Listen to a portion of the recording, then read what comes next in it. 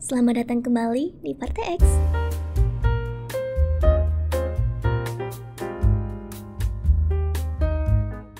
Kebijakan pemerintah dibuat tanpa mendengarkan rakyat. Demokrasi seharusnya sederhana, yaitu rakyat bicara, penguasa mendengar. Lalu kebijakan lahir dari aspirasi. Tapi yang kita lihat hari ini justru sebaliknya. Kebijakan penting lahir di ruang tertutup tanpa partisipasi, tanpa transparansi, lalu dipaksakan. Rakyat cuma dapat kabar belakangan setelah semuanya selesai. Kisah terbaru, yaitu tunjangan DPR. Rakyat dikejutkan oleh kabar bahwa anggota dewan mendapat tambahan puluhan juta per bulan karena rumah dinas dicabut. Katanya bukan gaji yang naik, hanya tunjangan. Tapi, apa bedanya di mata rakyat?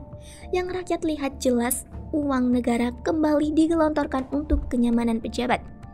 Sementara rakyatnya sendiri sedang pontang-panting menutupi biaya hidup.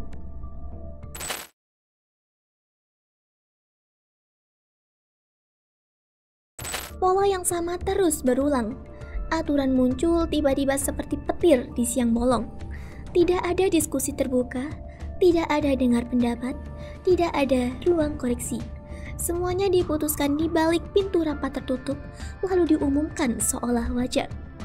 Tunjangan DPR adalah contohnya. Kalau rakyat protes, jawabannya klise. Itu bukan kenaikan gaji, hanya tunjangan. Seolah-olah rakyat peduli dengan istilah teknis, padahal masalahnya jauh lebih besar, yaitu tidak ada rasa keadilan. Bagaimana rakyat bisa terima ketika tukang ojek harus bayar BBM mahal, pedagang kecil diperas aturan, petani kesulitan pupuk, tapi anggota DPR bisa duduk dengan tenang dengan tambahan puluhan juta tiap bulan?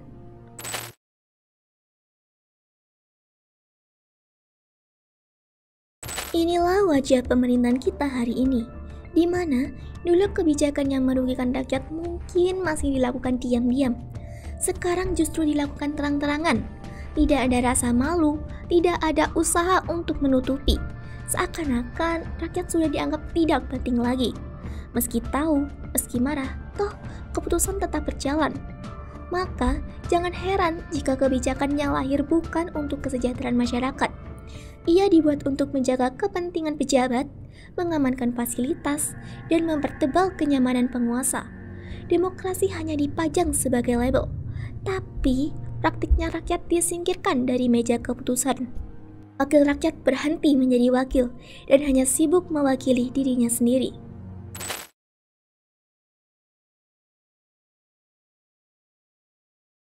Setiap kebijakan yang tak berpihak menambah luka sosial. Kepercayaan publik terkikis sedikit demi sedikit. Rakyat makin sinis. Ngapain pilih? Toh mereka tetap mikirin dirinya sendiri. Partisipasi turun. Jurang antara rakyat dan pejabat makin lebar. Yang lebih parahnya, rakyat disingkirkan dari posisinya sebagai bos, pemilik kedaulatan negara, dan hanya diperlakukan sebagai pengikut yang wajib patuh. Padahal, dalam demokrasi, rakyatlah yang semestinya memegang kendali. Sementara, pejabat hanyalah pelayan yang menjalankan amanah. Ini berbahaya. Negara tidak bisa hidup dengan rakyat yang apatis. Kekuasaan tanpa legitimasi rakyat bukan amanah, tapi paksaan.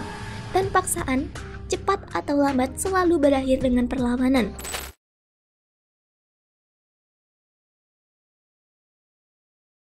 Masalah ini sebenarnya bukan tanpa solusi. Rakyat harus ditempatkan kembali sebagai pusat pengambilan keputusan. Itu artinya harus dilakukan 1. Musyawarah kenegarawanan nasional oleh 4 pilar negara, meliputi kaum intelektual, kaum agama, kaum TNI atau Polri, dan kaum budaya sebagai ruang persatuan visi bangsa untuk membuat desain struktur ketatanegaraan yang baru. Yang kedua, membuat draft amandemen kelima UUD 1945 untuk mengembalikan kedaulatan ke tangan rakyat. Yang ketiga, Majelis Pemusyawaratan Rakyat Sementara atau MPRS untuk mengawal transisi dan mengesahkan amandemen kelima UUD 1945. Yang keempat, pemisahan tegas negara dan pemerintah agar negara tak ikut runtuh bersama rezim. Yang kelima, Pemaknaan ulang Pancasila sebagai pedoman operasional, bukan slogan.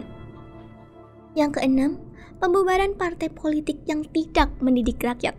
Yang ketujuh, reformasi hukum berbasis kepakaran agar hukum tidak lagi bisa dibeli.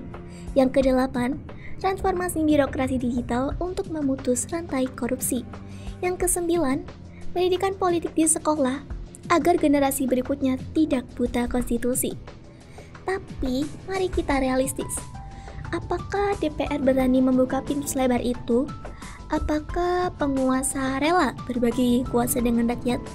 Apakah mereka siap mendengar suara yang mungkin tidak nyaman?